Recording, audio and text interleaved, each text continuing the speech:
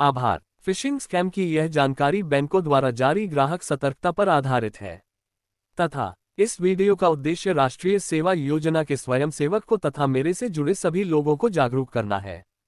स्रोत से ज्ञात जानकारी का प्रयोग सामाजिक हित से जुड़ा है, जिसका अधिक से अधिक लोगों तक पहुंचाना, राष्ट्रीय सेवा योजना से जुड़े होने के कारण अधिक से अधिक प्रचार प्रसार करना मैं अपना कर्तव्य समझता हूं। राष्ट्रीय सेवा योजना अधिकारी पवन कुमार। आज के डिजिटल युग में फिशिंग स्कैम तेजी से प्रचलित हो गए हैं, जो व्यक्तियों और संगठनों के लिए एक बड़ा खतरा बन गए हैं। साइबर अपराधियों द्वारा उपयोग की जाने वाली युक्तियों को समझना और फिशिंग स्कैम को पहचानना और उनसे बचना सीखना ऑनलाइन व्यक्तिगत और संवेदनशील जानकारी को सुरक्षित रखने के लिए महत्वपूर्ण है।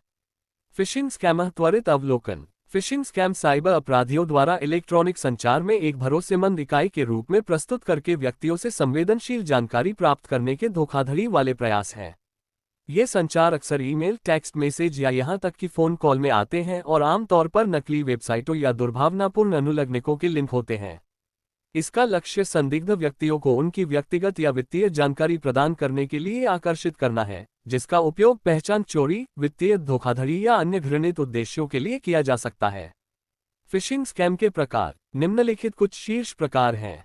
1. Email fishing. ईमेल फिशिंग में भ्रामक ईमेल भेजना शामिल है, जो बैंकों या सरकारी एजेंसियों जैसे वैध स्रोतों से आते हैं, ताकि प्राप्तकर्ताओं को गोपनीय जानकारी प्रकट करने या दुर्भावनापूर्ण लिंक पर क्लिक करने के लिए ट्रिक किया जा सके। 2. Spear fishing. स्पीयर फिशिंग एक लक्षित रूप है जिसमें विशिष्ट व्यक्तियों या संगठनों के अनुरूप वैयक्तिकृत मैसेज शामिल होते हैं। सफलता की संभावना बढ़ाने के लिए इन मैसेज में अक्सर प्राप्तकर्ता के बारे में विस्तृत जानकारी होती है। 3. SMS phishing smishing. SMS fishing या स्मिशिंग प्राप्तकर्ताओं को संवेदनशील जानकारी प्रकट करने या उनके डिवाइस पर धोखे से मैलवेयर डाउनलोड करने के लिए टेक्स्ट मैसेज का उपयोग करता है। इन मैसेज में अक्सर तत्काल कार्रवाई करने के लिए अत्यावश्यक अनुरोध या लुभावने प्रस्ताव होते हैं। 4. Voice fishing wishing. Voice fishing या विशिंग में फोन पर व्यक्तिगत जानकारी या वित्तीय विवरण प्राप्त करने के लिए बैंक या सरकारी एजेंसियों जैसी वैध संस्थाओं के रूप में धोखाधड़ी करने वालों के फोन कॉल शामिल होते हैं। फिशिंग स्कैम के संकेत। इन धोखाधड़ी योजनाओं का शिकार होने से बचने के लिए फिशिंग स्कैम के संकेतों को पहचानना आवश्यक है। कुछ सामान्य संकेतकों में शामिल हैं। तत्काल अनुरोध। फिशिंग ईमेल अक्सर तात्कालिकता या भय की युक्ति अपनाते हैं, प्राप्तकर्ताओं से गंभीर परिणामों से बचने के लिए शीघ्रता से कार्य करने का आग्रह करते हैं। संदिग्ध लिंक। ईमेल या मैसेज में एम्बेडेड लिंक से सावधान रहें, जो अपरिचित वेबसाइटों पर रीडायरेक्ट करते हैं। बिना क्लिक किए लिंक पर होवर करने से उनके उचित गंतव्य का पता चल सकता है। व्याकरण संबंधी त्रुटियां। खराब व्याकरण, वर्तनीकी गलतियां या अजीब भाषा फिशिंग प्रयासों के स्पष्ट संकेत हैं, क्योंकि वैध संगठन आमतौर पर पेशेवर संचार मानकों को बनाए रखते हैं। बेमेल यूआरएल। वेबसाइटों के यूआरएल को सावधानीपूर्वक जांचें, क्योंकि फिशिंग साइट वैध लोगों की उपस्थिति की नकल कर सकती हैं, लेकिन डोमेन नाम में मामूली भिन्नताएं होती हैं। व्यक्तिगत जानकारी के लिए अनुरोध। वैध संगठन शायद ही कभी ईमेल या टेक्स्ट के माध्यम से पासवर्ड या सामाजिक सुरक्षा नंबर जैसी संवेदनशील जानकारी का अनुरोध करते हैं। सतर्क रहने और इन खतरों से आने वाले संचार की जांच करने से व्यक्ति उनकी भ्रामक चालों का शिकार होने से पहले फिशिंग प्रयासों को विफल कर सकते हैं। फिशिंग स्कैम में फंसने के परिणाम। फिशिंग स्कैम में फंसने के परिणाम गंभीर हो सकते हैं और इसमें शामिल हो सकता है अनधिकृत लेनदेन के कारण वित्तीय हानि या पहचान चोरी, व्यक्तिगत और संवेदनशील जानकारी से समझौता, खातों या सिस्टम का अनधिकृत एक्सेस। फिशिंग स्कैम से कैसे बचें? 6. अब जब हम समझ गए हैं कि फिशिंग स्कैम क्या है, तो आइए उनके शिकार होने से बचने के लिए कुछ व्यवहारिक कदम जानें। 1. सतर्क रहें। फिशिंग स्कैम से बचने के लिए सतर्कता ही पहली कड़ी है। विशेष रूप से संवेदनशील जानकारी का अनुरोध करने वाले या तत्काल कार्रवाई का आग्रह करने वाले अनापेक्षित ईमेल, मैसेज या फोन कॉल से सावधान रहें।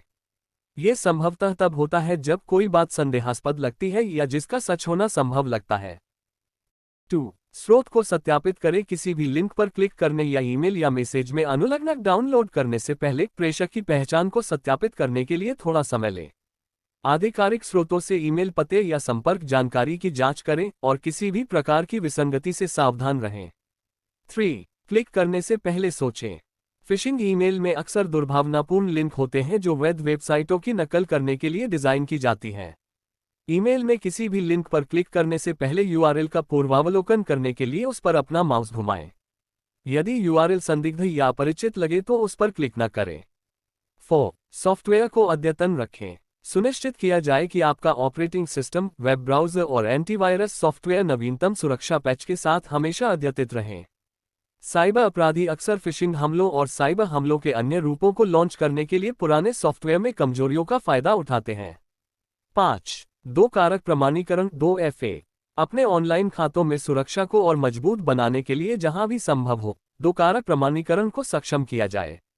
भले ही फिशिंग स्कैम में आपके लॉगिन क्रेडेंशियल से समझौता किया गया हो, यह अनधिकृत एक्सेस को रोकने में सहायक हो सकता है। 6. खुद को और दूसरों को जागरूक बनाएं।